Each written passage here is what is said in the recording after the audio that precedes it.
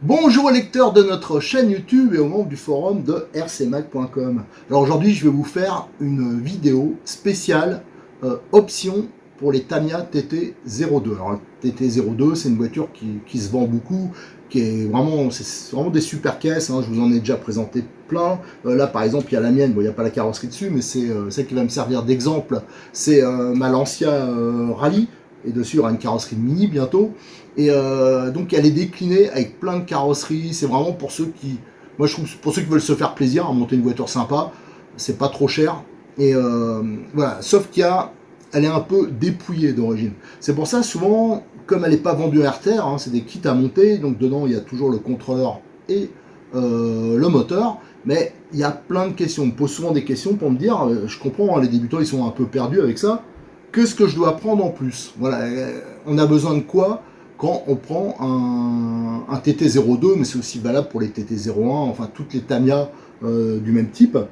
Alors là, je ne vais pas vous parler de tout ce qui est radio, tout ce qui est batterie, tout ce qui est chargeur. Ça, je ferai des vidéos à part. Pareil, maintenant, à chaque fois, je vais vous faire, toutes les prochaines, il y en a qui arrivent là, des présentations de voitures TT02, sur châssis TT02. À chaque fois, à la fin, ça s'adressera vraiment aux débutants. Je vais mettre un extrait sur les options, sur les batteries et sur les chargeurs et sur les conseils au niveau du cerveau, du choix. Parce que ça, c'est vraiment important, il ne faut pas se planter dès le début. Là, c'est vraiment centré sur les options qui existent. Alors, je les ai pas toutes, hein. Là, je suis passé voir Cyril de Modélis 34 et je lui ai pris un peu quelques options. À savoir qu'il y a quelques ruptures. Alors, j'ai pas tout, mais j'ai le principal.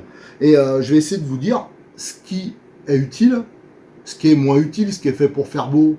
Voilà. Et je vais essayer de vous dire aussi ce qu'il faut vraiment prendre d'entrée. Il y a une ou deux options qui sont vraiment très utiles que je vous conseille, notamment le kit roulement.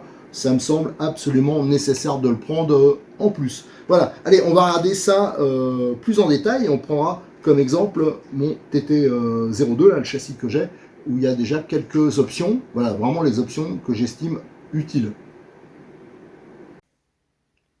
Alors j'ai étalé devant moi quelques-unes des options, hein. Je vous dis, il y en existe d'autres, mais il y en a qui sont pas disponibles. Là, on est vers la période de Noël, c'est là qu'il y en a le moins disponible chez le distributeur. Mais surtout, il y en a qui sont absolument pas utiles, hein, donc je ne pouvais pas tout vous montrer. Mais là, vous aurez le principal. Alors comme exemple, hein, je vais prendre ma voiture. Alors c'est une TT02, là c'est la version Rallye, mais c'est exactement la même que les versions soit Drift ou circuit, hein, c'est juste les pneus ou le réglage de suspension qui change. Je vous rappelle que cette voiture, je vous l'ai fait intégralement, je vous ai fait le montage intégral en vidéo, avec toutes les petites modifs. C'est là que j'ai testé notamment le kit roulement, vous voyez, par rapport au TT02 habituel. Là, c'est entièrement avec de la visserie inoxydable. Et j'avais fait une modification au niveau de l'implantation radio pour simplifier. Par exemple, j'ai mis un cerveau bas, hein, c'est un S9 de chez Modélis 34. Vous voyez, le petit récepteur, je l'ai mis au milieu. J'avais changé le contrôleur. Là, c'était juste pour pouvoir mettre éventuellement après un moteur plus puissant. Alors, tiens, mais je rappelle que sur demande, là, c'est une prise Tamiya, mais c'est parfois intéressant pour ceux qui veulent mettre en lipo de monter. Il faut une prise DIN. Et le contrôleur d'origine, il n'est pas prévu pour ça. Il est en prise Tamiya. Si vous ne voulez pas câbler, Cyril, il peut vous changer le contrôleur. Il peut vous mettre un contrôleur type Obi-Wing qui aura une prise DIN. Ça, c'est important pour ceux qui veulent commencer directement en lipo. Donc, sur celle-là, on voit qu'elle est tout roulement. Ça, c'est vraiment le minimum. Si vous ne mettez pas ça, vous aurez des jeux, un rendement qui soit moins bon. Alors, c'est pas le prix du kit roulement, hein. Ça, c'est vraiment important. Donc là, il y a le kit visserie.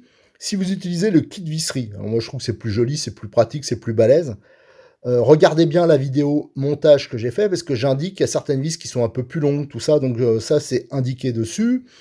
Et surtout utilisez de bons outils, hein, parce que c'est des têtes bombées, on a laissé des têtes bombées pour faire joli, mais automatiquement, les empreintes, elles sont pas hyper profondes. Alors moi, j'ai absolument aucun problème parce que je fais attention, mais si vous utilisez une visseuse, un truc comme ça, vous allez tout droit vers les ennuis, hein, surtout lors du premier montage. Hein.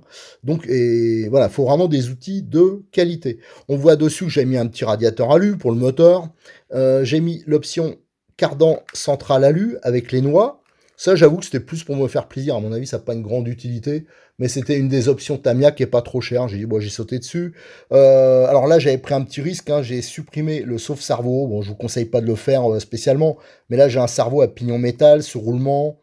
Bon, j'ai préféré mettre un palonnier alu parce que c'est vrai que le sauve-cerveau d'origine, il a quand même pas mal de jeux. J'ai mis une direction entièrement sur roulement. Voilà.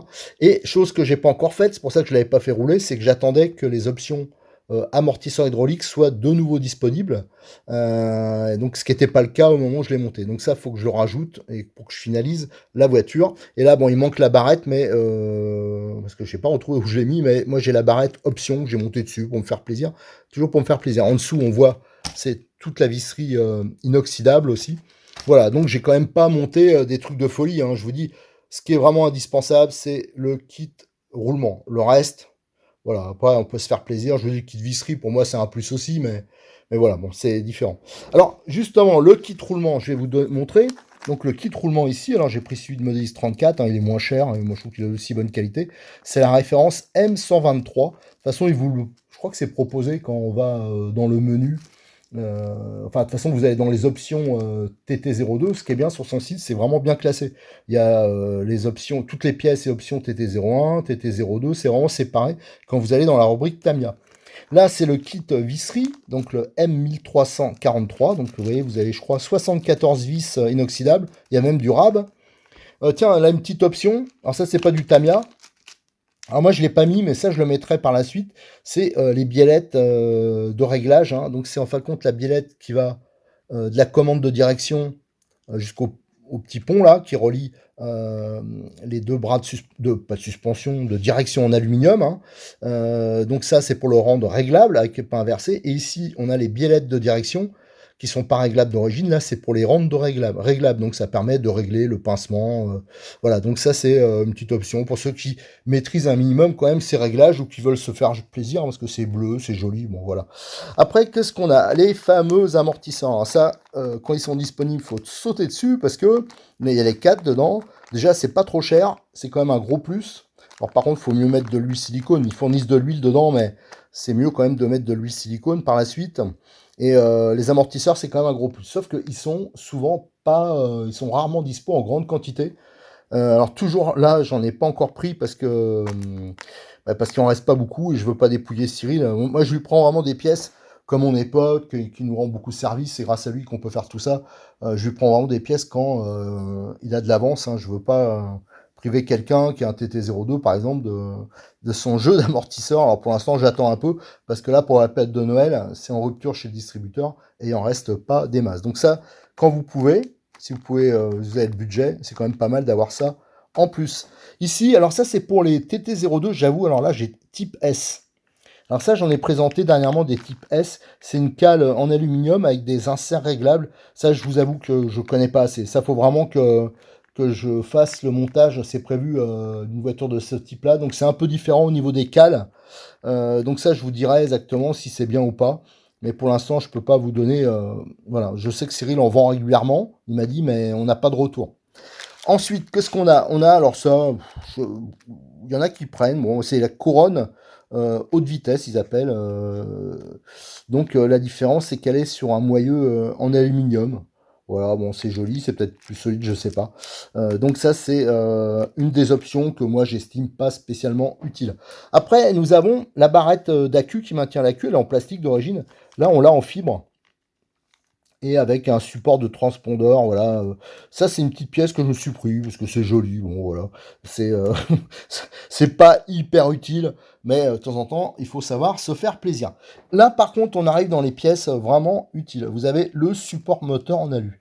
Alors là, ça va permettre d'avoir une fixation plus rigide, mais surtout d'avoir, comment dire, un meilleur refroidissement du moteur. Dans ce cas-là, il ne faut pas mettre la petite rondelle isolante qu'il y a d'origine, il faut penser à la mettre, autrement la chaleur ne va pas se transmettre au moteur. Et là on voit, alors d'ailleurs c'est des deux côtés, hein. Tiens, d'ailleurs c'est bizarre, eux ils livrent, alors moi je comprends pas ça. La rondelle isolante, ils la remettent. Moi je trouve qu'il faut pas la mettre, quoi. Si on a un support en alu, c'est idiot de l'isoler du moteur, hein, parce que c'est lui qui va. Bon, après, c'est une histoire de choix, mais. Et là, vous avez donc les emplacements selon le rapport de démultiplication. Alors, ça, j'ai oublié d'en prendre des pignons, parce que c'est vrai que je voulais vous montrer qu'il existe tout un tas de pignons pour ces voitures-là, pour changer les rapports. Et donc, quand vous voulez changer le rapport, voilà, c'est déjà pré-réglé. Il n'y a pas de réglage à faire, on le met dans les trous correspondants et c'est bon. Donc ça, le support moteur, moi je trouve que c'est une bonne option. Après, alors là, ils ne sont pas tous dispo actuellement, mais il y a les supports d'amortisseurs en carbone, avec, vous voyez, toutes les cales en alu, les rotules, tout ça. Alors ça, bon, c'est pour ceux qui veulent se faire plaisir, ça n'a pas une méga utilité. Alors il y a plus de points d'ancrage que d'origine. Bon, ça c'est, je vous dis, ça fait vraiment partie des pièces un peu plus plaisir. Là, on a la direction alu intégrale, ça c'est le kit Modis 34, sur roulement, tout en aluminium. Voilà, ça permet de faire ça, c'est celle-là en fin de compte. Ça vraiment, ça permet d'avoir une direction quand même beaucoup plus précise, plus libre. Donc ça, c'est un petit truc sympa. Alors ça existe dans cette version-là, pas trop cher, mais ceux qui veulent mettre l'option Tamiya, alors là c'est, je pense, le double à peu près, c'est en deux parties en fin de compte. Ici, vous avez les bras, et ici le pontet hein, qui relie, qui est sur roulement lui aussi, hein, vous voyez, tout est sur roulement, qui relie les deux bras. Donc voilà, ça c'est vraiment des belles pièces. Donc vous avez soit ce kit-là, soit celui-ci. Pour moi, c'est à peu près pareil. Alors, c'est sûr que le Tamiya, il est beau, mais c'est pas le même prix. Ça donne vraiment de la précision. Si en plus on met les biellettes réglables que je vous ai montré, c'est vraiment quelque chose de sympa. Ici, on a les rotules de suspension en acier.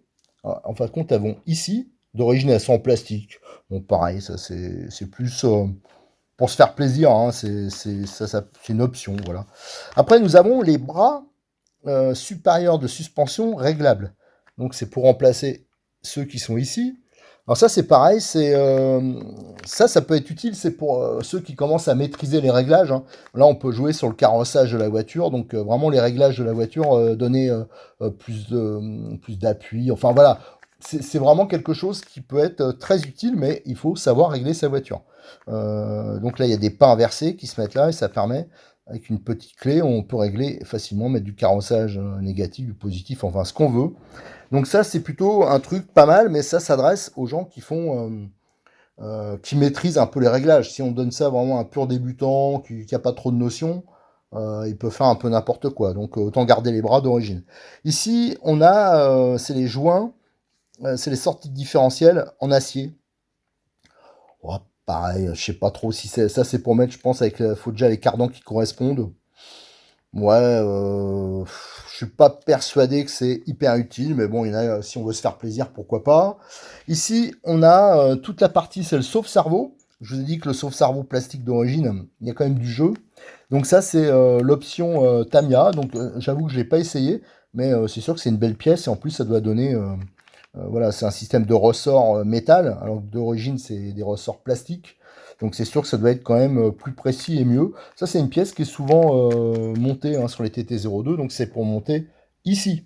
Voilà, donc l'option 54 799. Ce qui compte, hein, ici vous avez une référence, mais les références qui comptent chez Tamiya, c'est celle-ci, hein, quand vous faites une recherche. De toute façon, tout ça, c'est sur le site Modelis 34, hein, c'est pas des trucs...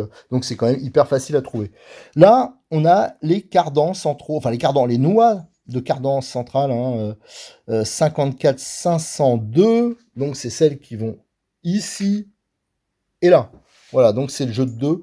Ça, ce qui est bien, c'est que c'est pas trop cher. En fait, attention, il y a un petit joint torique ici qui sert à caler le cardan central, donc faites attention de bien le mettre hein, dans une des noix. Donc voilà, ça c'est une petite option, on peut se faire plaisir, ça fait un peu de couleur sympa, ça fait un peu technique, et c'est pas trop cher, et ça va obligatoirement avec le long cardan central en alu. Voilà, donc référence 54 501. Alors voilà, ça c'est voilà, une petite option, voilà, ça c'est vraiment typique de l'option qu'on peut mettre, qui n'a pas, disons, une très grande utilité, mais qui est, voilà, qui est jolie. Et ça va bien si par exemple par la suite on met des moteurs un peu plus péchus. Donc c'est sûr que là, le cardan plastique d'origine, il peut mettre un peu ses limites, mais c'est quand même très très solide. Et une dernière option, hop hop. Alors là, j'allais l'oublier un peu plus. Alors celle-là, elle vient juste de sortir, elle est dispo depuis 2-3 jours. C'est la référence 023, voilà, 22023, c'est ça, je cherchais. Et ça, c'est... Alors on se demande qu'est-ce que c'est. Ah, c'est une carrosserie, c'est... Non, non, en fin de compte, c'est un couvercle. C'est un couvercle pour les versions un peu rallye, mais je pense que ça doit aller pour les autres. Alors il y a une petite notice, ça pareil, hein, je déballerai, je ferai les photos, je le présenterai. Il y a de la visserie, il y a plusieurs choses dedans. Et en fin de compte, c'est un couvercle qui va sous la carrosserie. Ça va venir au-dessus de la voiture, là, et ça va protéger toute la partie électronique, voilà, des diverses projections. Et après, la carrosserie, elle vient dessus. Voilà, ça évite d'embarquer plein de saloperies. Surtout, je pense que c'est surtout valable pour les versions rallye. Et bon, ceux qui roulent dans des endroits un peu sales. Alors bien sûr, avec ce genre de voiture, vous vous amusez pas à rouler dans la flotte. Hein. Là, ce serait de la folie. Hein. Vous allez la dézinguer vite fait, l'électronique, tout ça. Mais pour ceux qui font un peu du rallye, mais éventuellement des petits cailloux, de la poussière, des choses comme ça, c'est sûr que c'est une option, je pense, qui était pas mal attendue, hein, qu'on retrouve dans d'autres marques, et même en option des accessoiristes qui faisaient ça en option. Et là, c'est du Tamiya, donc ça va être vraiment sympa. Donc, à voir. Ça, je verrai, je vous le présenterai à part.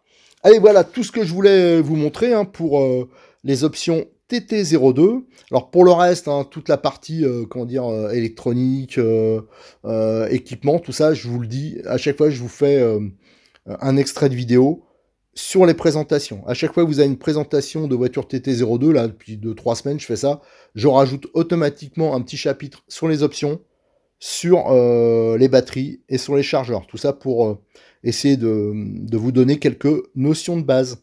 Allez, merci, à très bientôt sur notre chaîne YouTube. Et je vous rappelle, hein, que ce soit sur la chaîne YouTube ou sur le forum de RC Mag, il y a plein d'articles sur les TT02.